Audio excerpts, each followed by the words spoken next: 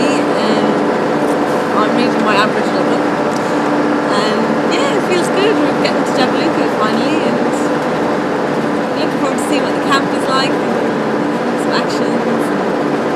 Come a long way, seen a lot, been a lot of places.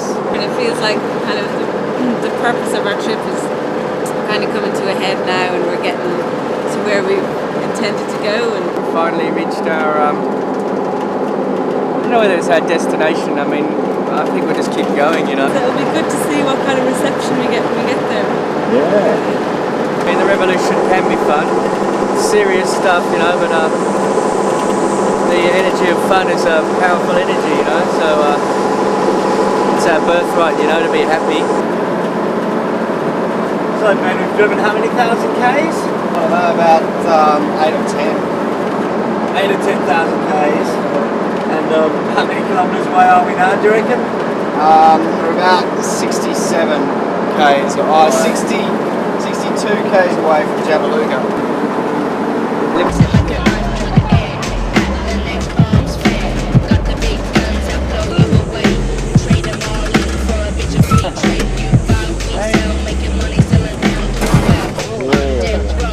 Hey, the Arms Not Bombs bus is here, and I'm just wondering if you can pass the message to 45 for me. Over? So did you guys know we were coming? Yeah, we'd heard you were coming. Yeah. People weren't sure when you were getting here that I talked to you. Yeah. You glad we're here? Yeah, I think it'll be a big energy surge for the camp.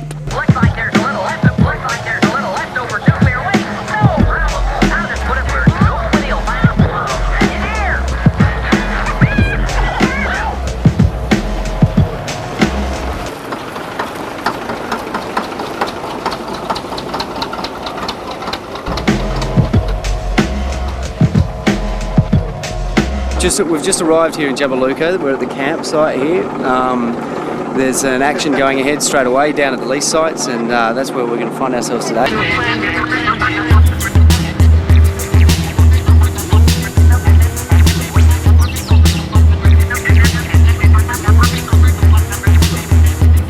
Anyway, I mean, the election's in 4 weeks, and so the next 4 weeks are going to be intensive Jabiluka action to keep the issue in the news. Well, we are now at the lease gate. Inside there is where they are constructing a uranium mine before having a clue about what they're going to do with the 20 million tons of toxic waste. This is the front gate of the Jabiluka mineral lease. That's where you go in, that's where you come out. That's where you get the ore from in there.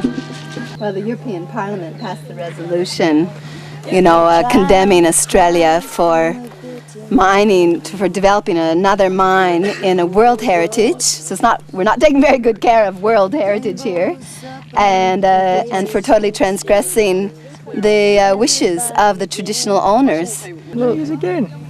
He's filming our bus. How's it going, mate? Good, mate. So? Good? Yeah, well, excellent, mate. Yeah, who are you filming for? For these guys. For these guys, for ERA. So do you work for ERA, do you? Excuse me, mate, would you move back that way, please? Back to where? On the other side of the fence line there, please. You've got to go to that side of the line. The line? Drew a line there so we all could see it. Oh, gotcha. You're trespassing. We actually think it's bogus that the ERA lease. We don't actually believe that it's the real thing. That's your problem. It's not our problem. Would you move back over the line, please? You're trespassing on the Jabiluka mineral lease. Yeah? And I require you to get off. If not... Jabiluka mine will be stopped. You realise that? Hey, where do you come from? Byron. From Byron Bay? Yeah. Yeah, what do you think of the uranium mine?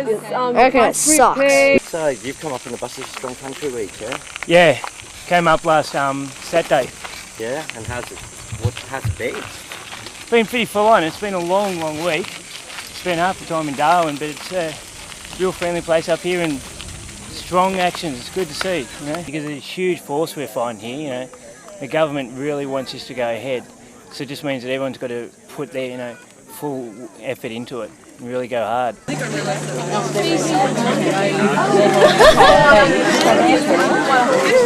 have enough money to buy it. I'm not a great historian, but people keep telling me it's the first time it's happened like this. There's camp induction and there's mirror induction.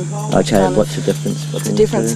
Camp, I reckon, is, that's relevant to us and what we do here and how everything functions, like how the kitchen functions, how we keep everything running here. Yeah. Mirror is about all the guidelines that you need to know for living on this country, which is Mirror country. So there is the DAG group. All actions need to be coordinated with these people just so we know what's going on and nothing is doubled up. This bit here, they've pretty much they're doing really well. They've almost finished that. That's a retention pond.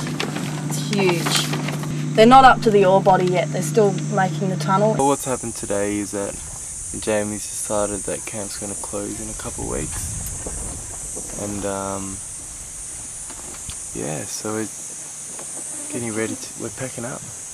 A lot of heated discussion about people taking the law into their own hands and that sort of thing. How long has this camp actually been here for? I think 6-7 months. Overall, I think the blockade was very successful, extremely successful. We got the media coverage that we were hoping for. What's your name? Jamie.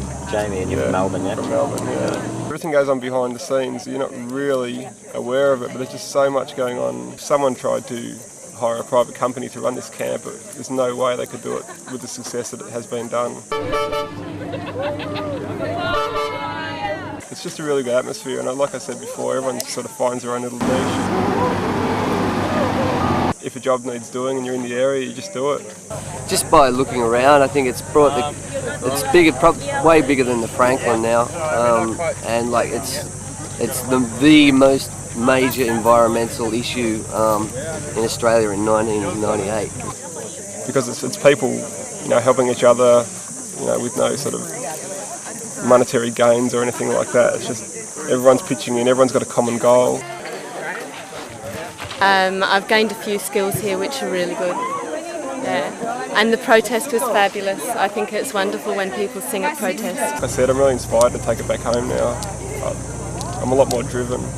Lots of older people, lots of kids, lots of families, and the energy here before everyone came was pretty low.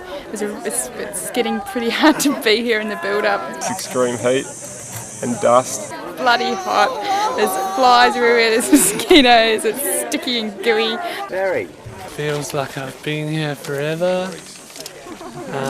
Had an absolutely bloody wonderful time here. But having people here has been awesome, and it's going to be bizarre to see everybody go. I don't want to leave. I don't want to go at all. Haven't seen anywhere near enough frogs. 3 cheers for long-termers who stuck it out. Yeah. Move up! Move up!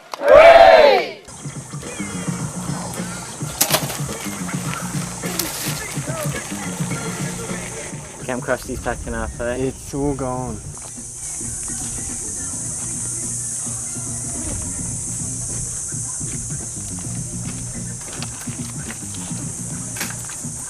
How are you mob feeling about leaving? I'm feeling good. Yeah, ready to go? Yeah, I think it's time to go. Direct action's going to be over regardless of whether we go or not very soon, because the mine's getting to such a stage where they're going to put ventilation in the shaft soon. When they do that, it'll be too dangerous for us to go up there.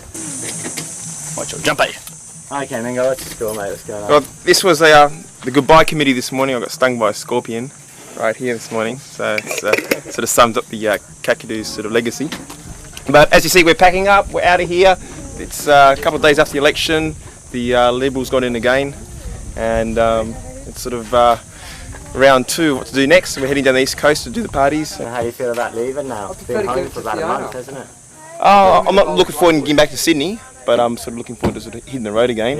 The key thing to remember about driving vehicles in the desert is that they don't leak water, and if they leak water, fix it before you leave anywhere, because if you drive a bus out of Darwin that's leaking water, it's only bound to happen that the engine's going to overheat and cook, and then you can lose all your passengers to someone, say Tony Spanos, coming across in the Peace Bus and taking the mob over to the east coast, while the guys who have to fix the bus and bring it back to Sydney go back to Darwin and do that. And that's exactly what happened at the end of the, or on the tail end of the Dig That It Sounds Not Uranium tour. It wasn't a bad thing. We went back to Darwin and continued work with the crew there. continued campaigning with lab rats and the Dunny Block mob in Darwin, and we eventually, Bastian, Tafaiti and I, we did fix that bus and we did bring it back to Sydney, and that bus is now still going with Lisa, I think. So Future relic. Yeah. Future Amazing. relic. So yeah, it was well worthwhile. We stuck with it and we brought it home. How long were you up there for again? We stayed 3 months in Darwin, so we actually stayed for the build up and into the wet season.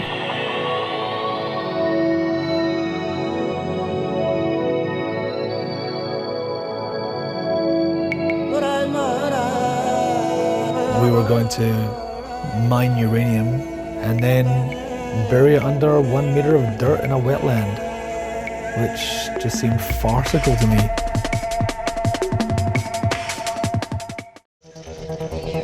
We're here in support of the Mirror people, and we're going to stop this mine. It's not right.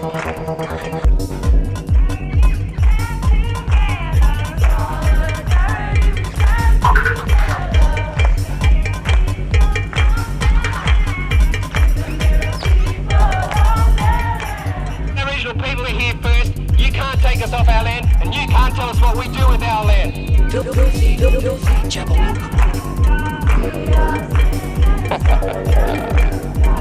want uranium. Uranium kills people, and it's killing Aboriginal people in the Northern Territory.